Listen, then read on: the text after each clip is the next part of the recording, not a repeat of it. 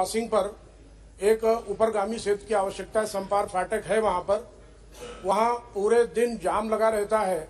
24 घंटे में 42 से 45 गाड़ियों का आवागमन होता है और शहर के मध्य में वो हमारी रेल लाइन है। मैं आपके माध्यम से माननीय मंत्री जी का ध्यान आकृष्ट करना चाहता हूं कि इस पर गंभीरता से विचार करें और आपके संज्ञान में ये भी लाना चाहूंगा कि मैंने व्यक्तिगत रूप से मिलकर के माननीय मंत्री जी को पत्र भी दिया था और उन्होंने मेरे को पॉजिटिव रिस्पांस भी दिया है। चूंकि माननीय सदन में मंत्री जी बैठे हैं, उनका फिर से ध्यान आकृष्ट करना चाहता हूं कि इस भयंकर समस्या का निदान करने के लिए आप निश्चित रूप से इस पर कार्रवाई करेंगे और ऊपरगामी सेतु के निर्माण के लिए आप अपना निर्देश प्रदान करेंगे। धन्यवाद। श्री के Suresh ji. Yes, sir. Sir, in this country, lack of employees provident fund pensioners agitating against the enhancement of the EPFO pensions. So, they went Honorable High Court, Kerala. After that, they went Honorable Supreme Court.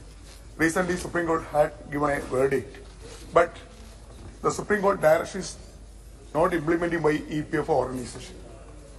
They are diverting again and again and denied the EPFO pension for the lack of employees, pensioners employees. So I would like to urge upon the government through you, sir, whatever Supreme Court verdict, even Supreme Court verdict also partially favor of the employees, not fully favor of the pensioners. But at the same time, EPFO pensioners are no any other option. Honorable Supreme Court verdict is final. So whatever Supreme Court verdict, that should be implemented immediately. This was the legal fight. Years and years, the poor employees, EPFO employees, fighting in the court. Finally, Supreme Court has given a verdict. But at the same time, the government is still, EPFO organization, EPFO is still diverting, and also they are finding the way to not implement the Supreme Court verdict. Correct. So that's why I would like to request the government to immediately intervene, Ministry of Labour, immediately intervene, and the justice should be done for EPFO. Shri Bhagirath Chaudhary ji, associate अध्यक्ष महोदय जी, आज आपने मुझे शून्यकाल में अविलंबीय लोक महत्व के मामले में मुझे बोलने का अवसर दिया, उसके लिए आपका बहुत बहुत आभार, बहुत बहुत धन्यवाद। अध्यक्ष महोदय जी, किशनगढ़ अजमेर एयरपोर्ट से फ्लाइटों का संचालन अक्टूबर 2018 से प्रारंभ हुआ था और उड़ान योजना के तहत किशनगढ़ एयरपोर्ट से देश के 6 शहरों जिसमें स्पाइस जेट एयरलाइंस द्वारा दिल्ली, अहमदाबाद, हैदराबाद एवं मुंबई तथा स्टार एयरलाइन द्वारा इंदौर एवं सूरत की फ्लाइट का संचालन किया जा रहा था। लेकिन स्पाइस जेट एयरलाइन ने उक्त सभी शहरों के लिए अपने उड़ानों को तकनीकी कारणों का हवाला देते हुए गत 31 अगस्त 2022 से बंद कर दिया, जिससे प्रदेश का सबसे तेजी से उभरता नया एयरपोर्ट आज बंद होने के कगार पर है। अध्यक्ष महोदय जी, पिछले वर्ष सर्दियों में किशनगढ़ एयरपोर्ट से जहां रोजाना 5 से 6 फ्लाइट चल रही थी, लेकिन अब रोज एक फ्लाइट के संचालन को लेकर भी असमंजस है। वहीं दूसरी ओर भारतीय विमान प्राधिकरण द्वारा जारी विंटर समय सारिणी में भी किशनगढ़ एयरपोर्ट से नवीन हवाई संचालन नहीं दिए जाने से स्थिति विकट हो गई है। आप केवल मात्र किशनगढ़ एयरपोर्ट से स्टार एयरलाइन की उक्त 2 उड़ानों का संचालन सप्ताह में औसतन 2-2 दिन ही हो रहा है। मान्यवर स्पाइस जेट एयरलाइन को बंद हुए रूटों पर अच्छा यात्री भार मिल रहा था और उक्त 3 उड़ानों के बंद होने के प्रमुख कारण वायबिलिटी गैप फंड बीजीएफ का भुगतान नहीं होना बताए रहे, जबकि सरकार बीजीएफ उसी स्थिति में देती है जब यात्री कम से कम नुकसान हो रहा हो। जब तक कि वायबिलिटी गैप फंड बीजीएफ का प्रावधान सरकार ने कर रखा था, तब तक निजी विमान कंपनियों ने इसका भरपूर लाभ उठाया, मगर जैसे ही सरकार ने बीजीएफ में कटौती प्रारंभ की तो प्राप्त यात्री भार होने के बावजूद सदस्य निजी कंपनी स्पाइस जेट 4 शहरों के लिए उड़ान बंद कर दिए। अध्यक्ष महोदय, इसलिए मैं उड़ान मंत्री जी से निवेदन करना चाह रहा हूं आपके माध्यम से कि इन शहरों में दिल्ली, मुंबई, हैदराबाद, अहमदाबाद हवाई उड़ानों को तुरंत चालू कराएं। धन्यवाद। कई मान्य सदस्य लगातार बातचीत कर रहे हैं सदन में।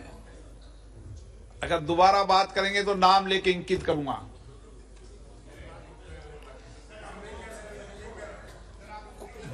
मैंने नाम नहीं लिया अभी। जसवीर सिंह जी। धन्यवाद स्पीकर सर, आप जी ने मैनू एक बहुत इंपॉर्टेंट मुद्दे दे उत्ते बोलण दा मौका दिता है। सर, पंजाब दे विच काले दौर दे विच कुछ साडे ही बच्चे सी, जदों काला दौर तां चला गया पर बहुत पीड़ा जिहड़ी आ सानू पिछे छड्ड गया। ओहदे विच जज्बातां दे विच बह के कुछ साडे बच्चे ਜਿਹੜੇ ਆ ਉਹ ਖਾੜਕੂਵਾਦ ਦੇ ਵਿੱਚ ਸ਼ਾਮਲ ਹੋ ਗਏ। ਉਹਦਾ ਨਤੀਜਾ ਇਹ ਨਿਕਲਿਆ ਕੁਝ ਜਦੋਂ ਇਸ ਦਾ ਬੁਰੀ ਤਰ੍ਹਾਂ ਫਸ ਗਏ ਕਿ ਉਹ ਪੁਲਿਸ ਵੱਲੋਂ ਫੜੇ ਗਏ, ਅਦਾਲਤਾਂ 'ਚ ਕੇਸ ਚੱਲਦੇ, ਅਦਾਲਤਾਂ ਨੇ ਉਹਨਾਂ ਨੂੰ ਸਜ਼ਾ ਵੀ ਸੁਣਾਈ। ਸਰ ਉਹ ਆਪਣੀ ਸਜ਼ਾ ਪੂਰੀ ਕਰ ਗਏ ਨੇ। ਉਹ ਕੋਈ ਆਮ ਅਪਰਾਧੀ ਨਹੀਂ, ਇੱਕ ਜਿਹੜੇ ਜਜ਼ਬਾਤਾਂ ਦੇ ਵਿੱਚ ਵਹਿ ਗਏ ਸਨ, ਇੱਕ ਜਿਨ੍ਹਾਂ ਨੂੰ ਮੈਂ ਇਹ ਕਹਾਂ ਕਿ ਉਹ ਇੱਕ ਸਿਆਸੀ ਜਿਹੜੀ ਆ ਉਹਨਾਂ ਦੀ ਸੋਚ ਸਾਡੇ ਨਾਲ ਨਹੀਂ ਸੀ ਰਲਦੀ, ਉਹ ਸਜ਼ਾ ਉਹਨਾਂ ਭੁਗਤ ਲੀਆਂ।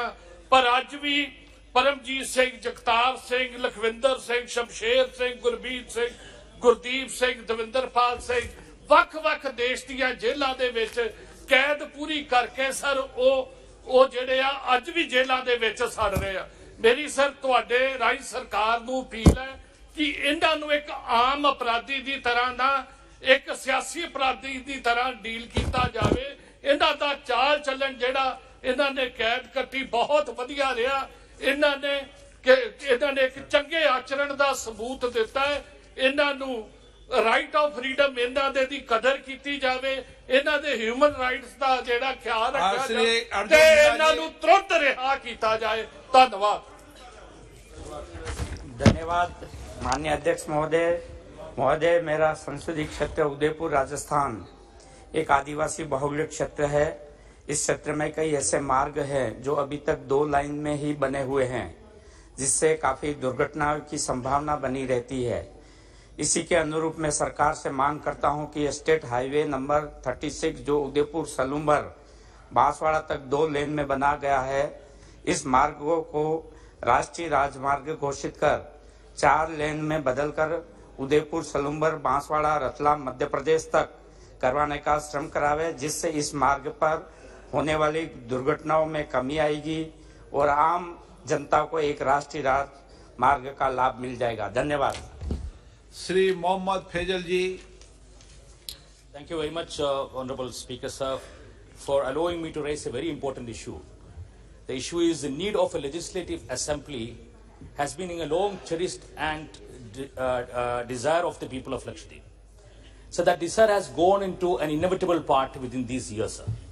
The reason why the people, its people and the elected representative have no say in any of the decisions which is crucial for their existence, sir. For instance, say the new panchayat regulation, the mass land acquisition, repealing of the land tenancy regulation 2019, stopping of our 15 years perspective plan, the shipping sector, stoppage of the specialty doctor services, welfare scheme for the farmers and fishermen, employment ko lekar, sir.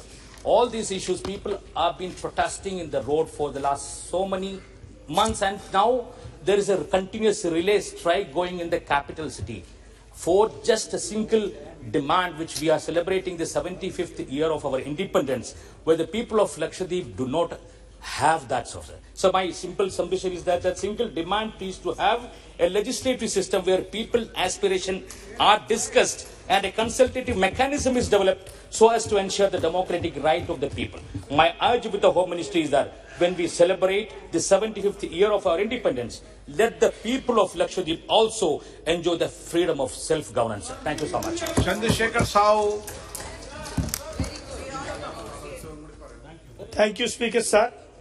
Sir, under area expansion for fruit crop and floriculture has been a major component under Mission for Integrated Development of Horticulture under National Horticulture Mission. And under this, 24 districts of my state are covered. In my state, the maximum cost of cultivation per hectare for high density mango is 42,000, sir. papaya is 60,000, banana is about 10,000 to 63, bulbous flower is about 1.5 lakh, cut flower is 1 lakh, and spices crop is 30 to 50,000. Out of which 40 to 50% subsidy is provided to farmers to take up the program. Sir, you can imagine how small farmers of my state get the benefits of this program with the high cultivation cost. Sir, I therefore, through you, request the Honorable Minister and the government to increase assistance under area expansion program so that more farmers, not only of my state but also of the country, get the benefits of mission and double their income. Thank you, sir. Shrimati Supriya Sule ji. Sir, मेरा आज का 0 our किसान विमल योजना पे है, लेकिन मैं आपसे विनती करना चाहती हूँ, मैंने आपका टाइम भी लिया था सर, कि महाराष्ट्र में किसान ये प्राइम मिनिस्टर फसल बीमा योजना में तो दिक्कत है, लेकिन महाराष्ट्र में 10 दिन से एक नया प्रश्न का खड़ा रह रहा है कि हमारा जो राज्य है बगल का कर्नाटका राज्य, वहाँ का के सीएम जो है वो अनाप शनाप बोले जा रहे हैं सर। और कल तो हद कर दी, कर्नाटका बॉर्डर पे महाराष्ट्र के लोग जाना चाहते थे और उनको पीटा है सर, और आज तक एक भी कुछ आया नहीं है सर। और 10 दिन से महाराष्ट्र के खिलाफ षड्यंत्र हो रहा है और महाराष्ट्र तोड़ने की बात ये पूरे कर्नाटका के मुख्यमंत्री, और दोनों राज्य जो है दोनों बीजेपी के राज्य है। महाराष्ट्र में भी राज्य बीजेपी का है और कर्नाटका में भी बीजेपी का है। इसके खिलाफ भी पूरे टाइम में सर महाराष्ट्र ये कर्नाटका के जो मुख्यमंत्री है वो महाराष्ट्र के खिलाफ बोलते हैं। कल पीटे हैं लोगों को सर, पीटा है महाराष्ट्र की जनता को, ये नहीं चलेगा सर। ये देश एक है और मैं अमित शाह जी से विनती करती हूँ कि ये कुछ बोले सर, ये असत्य बोल रहे हैं सर। कर्नाटका के supreme court, please don't allow any member from the Maharashtra to speak on that issue sir. These Maharashtrian politicians, especially from the opposition, are habitual offenders when it comes to lingo cultural syndrome है sir, इनका insecurity है sir. जब भी इनका misrule होता है sir, when they are in power and then where mike अध्यक्ष महोदय, माननीय सुप्रियाताई सुळेंनी तो विषय मांडलेला आहे। खास करून महाराष्ट्र कर्नाटक हा प्रश्न मागच्या अनेक वर्षापासून सर्वोच्च न्यायालयामध्ये प्रलंबित असताना बेळगाव, कारवार, निपाणी सहित मराठी भाषिकांवर ज्या पद्धतीने कर्नाटक सरकार अन्यायाने अत्याचार करते, एवढंच नव्हे तर महाराष्ट्राच्या मंत्र्यांना सुद्धा बेळगाव बंद केलेला आहे। हा